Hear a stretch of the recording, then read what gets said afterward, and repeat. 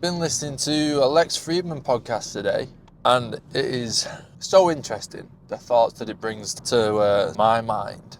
And I can't remember the guest's name, which I apologise. I not remember his name, but he goes to the Amazon. He tries to stop deforestation in the Amazon, and he essentially lives over there, I guess, to sum it up. And some of the things that he talks about, and it really just shows how distant we are as a society, how distant we are from nature and from the ecosystem. And not even necessarily distant in terms of physicality, distant in terms of how we associate ourselves with nature and how we think we're such a superior race and how our egos make us believe essentially the world is all about us. Me, when I'm filming these videos, I'm talking about my life, I'm talking about my mind, I'm talking about different thoughts and ideas of mine. Filming them and eventually publishing them and other people listen to them, and how egotistical that actually really is. Because in the perspective of things, we're absolutely nothing. When you've got these sort of caiman crocodiles who are hundreds of thousands of years old species, and like he said in the podcast, there's tens of thousands of different species of animals and trees. Whether that's both separate or not, I cannot remember now.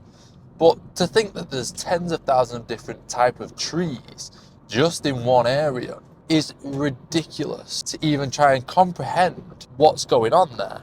We can't even as a society work together with different races and genders and beliefs. Yet you've got these ecosystems that work together with hundreds of thousands of species over hundreds of thousands of years. And it really does just show how idiotic and stupid we really actually are.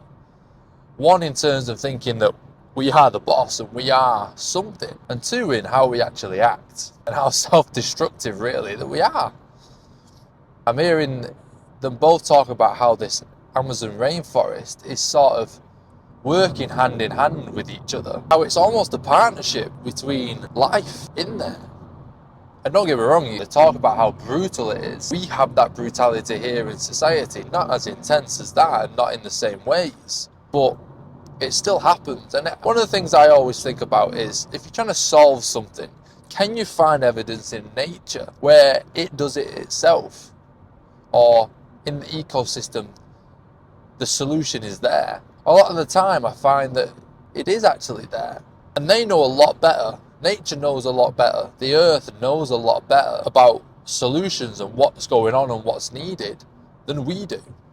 Yet we think we're this intelligent species. We're that intelligent that we're actually destroying our own earth. How intelligent are we? Now, whether you believe, some people don't believe global warming and all that jazz, and that's not the point of what I'm saying. What I'm saying is, we are destructive. As a species, we are destructive.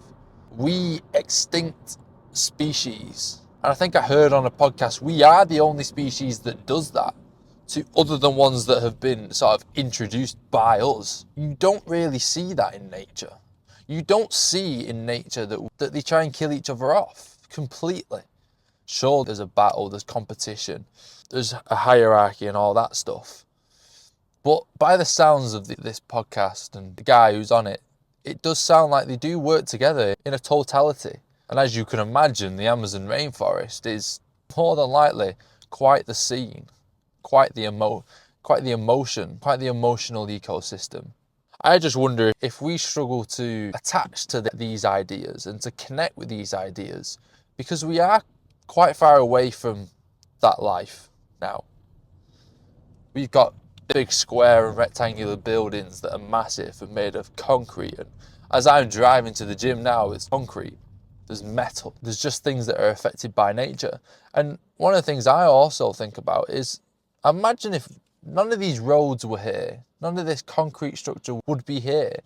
What would it look like? I'm at a roundabout right now, I'm still seeing trees and stuff like that, but there's concrete, there's houses. And right now, if I'm honest, there's a lot of trees around me. But what would it be like if it didn't have the effect of concrete? What would the world really actually be like if we just left it to how it was? Not saying that that's what we need to do, but because it's probably been like this for millions of years. It's had its time, in a way. But I don't know, I've always had this connection to nature, and I've always had this feeling that I do need to be in it more. I've never had the thing with nature is, I've never had the feeling that I've been in nature too much. I've never been in nature and gone, oh, I cannot wait to get out of here, to get back to a concrete box. And I was just imagining today, what would it actually be like to go to the Amazon and live how this guy is living, and how hard it would actually be. This guy is talking about it is a battle every day. It is survival. And I have none of that in my life. And a lot of people don't have that in their life. And that, again, minimizes my problems and my struggles in life. It puts it into perspective, and you go, what's actually the issue? You go home to a nice warm house. You go home to food. If I needed food, if I hadn't ate all day today, I could just go on an app, order Uber Eats or whatever, Just Eat. Or I could even just go down the street and go to a supermarket filled with food. I'm in a nice car. I've just probably travelled about 3 or 4 miles. In what time? I'm going to a big concrete building with a gym to keep myself fit and healthy. And I wonder what the life would be like if, you know what I mean, everyone experienced the Amazon. Because I'm trying to comprehend what would look like. What would my life look like if I had to go into that situation? I couldn't see myself surviving. There's probably a finite of people that would actually survive, and that sort of environment is where we came from. And it just shows how different life actually is. And I think the point that I'm trying to make is, one, perspective of things, and two, how disconnected we really are from Earth, I guess, if we want to sum it up like that, from Earth. I'm not one of these people that are stopping the oil protests and all that jazz. I'm not going to be sat here with the signs saying I'm not that type of person. But in my heart, I can't help but have sympathy for nature and what's going on. But I've always said, nature will win in the end. Nature doesn't have to worry about us extincting it completely. That's not going to be possible. It's too powerful for us.